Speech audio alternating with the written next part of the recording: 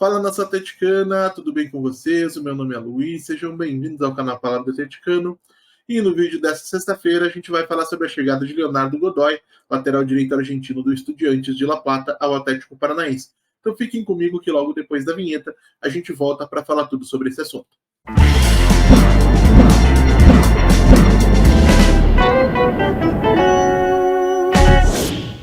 Então vamos lá para o assunto do vídeo de hoje, falar de Léo Godoy no Furacão.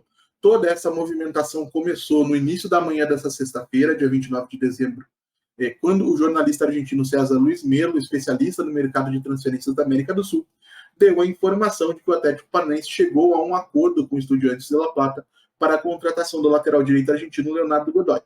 Mais tarde, um pouco mais tarde, por volta de umas 11 horas da manhã, a Monique Vilela confirmou que o acordo havia sido de fato fechado, e agora, na metade da noite, por volta de umas 8 horas, a Nadia Mawad informou que os contratos foram trocados e assinados.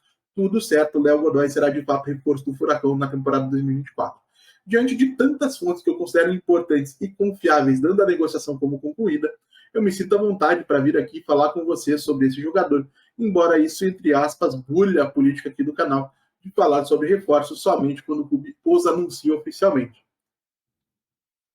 De qualquer maneira, vamos falar então de Léo Godoy, lateral direito de 1,73 m de altura, 28 anos de idade, revelado pelo Atlético Rafaela, lá no futebol argentino, que teve uma boa passagem pelo Talheres e que desde o ano de 2020 vestia a camisa do Estudiantes de La Plata, inclusive esteve em campo naqueles dois duelos entre o Furacão e o Estudiantes pelas quartas de final da Libertadores de 2022, eliminatória que a gente se lembra muito bem, decidida por um gol fundamental do Vitor Roque nos minutos finais.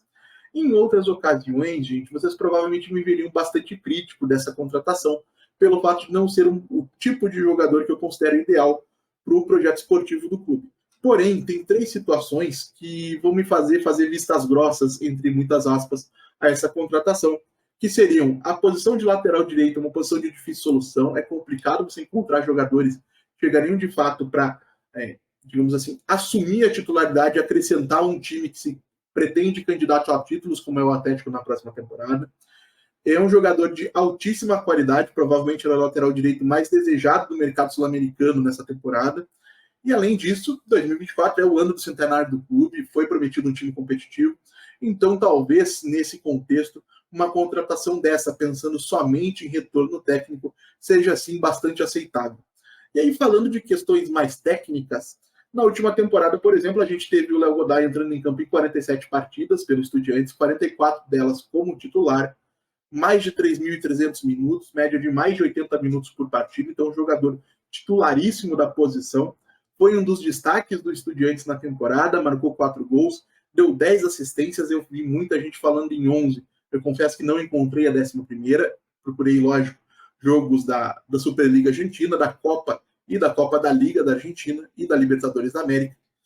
E ainda teve 4 pré-assistências, então um jogador com um número de participações diretas em gols, 14 na temporada pelo menos, talvez 15, muito alto, quase 0,3 participações diretas em gol por partida, um número extremamente alto para um jogador do sistema defensivo.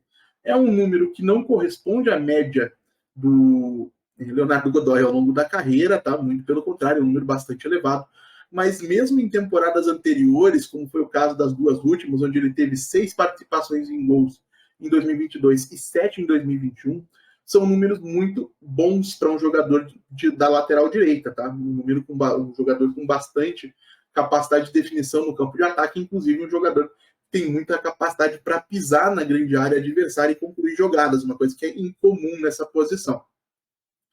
Foram ao todo 54 passes-chave ou passes decisivos, que são passes que geram finalizações, mais de 180 cruzamentos, com cerca de 33% de precisão. Grosseiramente, ele acerta um cruzamento a cada 3 tentativas, que é um número bastante bom.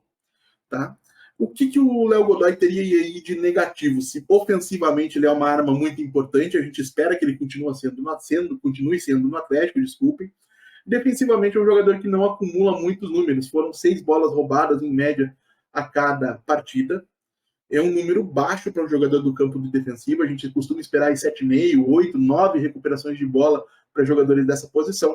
O Léo Godoy ficou bastante distante disso, então é um jogador que defensivamente não oferece tanto, a ver se a possibilidade da compensação entre a ofensividade do Leonardo Godoy com o jogo mais seguro do Lucas Esquivel do outro lado, pode ser uma arma importante para o Atlético Paranaense ao longo do ano de 2024.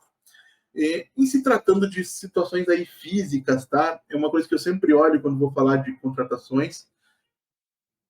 E o Leonardo Godoy não tem um histórico muito significativo. A única lesão bastante grave que ele sofreu foi em 2019, jogando pelo Talheres ainda, uma lesão, uma fratura. Então, nesse momento, ele sim ficou muito tempo afastado. Na última temporada, ele teve 3 lesões, sendo 2 delas musculares e uma lesão no joelho, perdeu no total 10 partidas, ficou fora aí no conjunto por um pouco mais de 40 dias. Então, não considero que seja um jogador muito propenso a lesões, e por esse motivo, somando toda essa questão, a alta capacidade ofensiva, a possibilidade da fragilidade ofensiva dele ser compensada pela presença do Esquivel, acho que o Atlético acerta muito nessa contratação. Era um dos laterais mais desejados do continente, né? Tanto é que a gente teve concorrentes importantes, casos de River Plate, de São Paulo, de Corinthians, o próprio Botafogo chegou a sondar a situação do jogador. Então, em tese, se nada de diferente acontecer, especialmente pelo fato de ser um jogador tão experiente, além de toda essa qualidade, deve resolver de maneira definitiva as fragilidades da lateral direita do Atlético. E isso somado às contratações do Matheus Gamarra e do Lucas Esquivel na última temporada, com a possibilidade de você ter Thiago Heleno, ou Pedro Henrique, ou Kaká, conforme a preferência de cada um, deve permitir que o Atlético tenha um quarteto de defesa bastante interessante, a ver se isso será suficiente para resolver as fragilidades defensivas que a gente teve ao longo de 2023. Então, uma contratação que sim, muito boa, talvez fugindo um pouco do modelo ideal do clube, que seriam jogadores mais jovens, com potencial de retorno técnico e de retorno financeiro a médio e longo prazos, mas em uma circunstância bastante especial, que é o ano do centenário. Acredito que dará muito certo, que o Leonardo Godoy será titular inquestionável do Atlético na posição, um dos destaques na posição do Campeonato Brasileiro.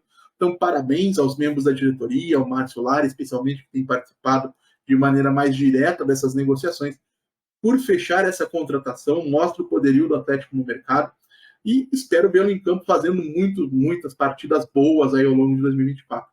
E vocês, gente, o que acharam dessa contratação? Gostaram, não gostaram? Deixe a opinião de vocês aí nos comentários explicando os motivos. Como eu sempre digo aqui, eu leio todos e respondo todos.